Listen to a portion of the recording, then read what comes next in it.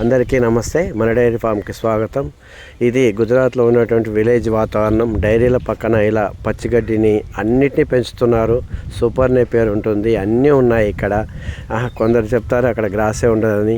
అలాగే డైరీలో దానా పెట్టే విధానాన్ని కూడా మేము చూసాము. చూడండి, పత్తిపిండి ఉంటుంది, అలాగే మొక్కజొన్నలు ఉడకబెట్టి పెడుతున్నారు ఇక్కడ.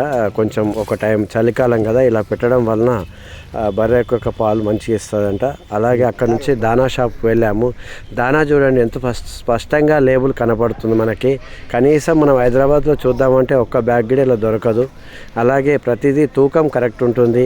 ఇక్కడ ఇష్టం వచ్చినట్టు అమ్మడానికి వీలు లేదు. గుజరాత్ గవర్నమెంట్లో చాలా రూల్స్ ఉన్నాయి. ఖచ్చితంగా ఫర్టిలైజర్ షాప్కి ఎలా లైసెన్స్ ఉండాలో దానా అమ్మాలంటే కూడా లైసెన్స్ కావాలి. అలాగే రోజు వాళ్ళు ఇచ్చే దానాల రేట్లు కూడా ఖచ్చితంగా రైతులకు అందరికీ తెలిసే విధంగా డిస్ప్లే చేయాలని ఉందంట. నేను అక్కడికి వెళ్ళాను, ఆ బోర్డు కూడా చూశాను, మీకు కనపడుతుంది కదా. ఇలా రేట్లు రాసి పెడతారు. 60 కేజీలు పత్తిపిండి ఉంటుంది, మిగతా అన్నీ 50 కేజీలు ఉంటాయి. ఇలా ఇప్పి రైతులు సెలెక్షన్ చేసి చూస్తారు, ఏ క్వాలిటీ అయినా తీసుకోవచ్చు. దాని ప్రకారమే రేట్లు ఇస్తారు.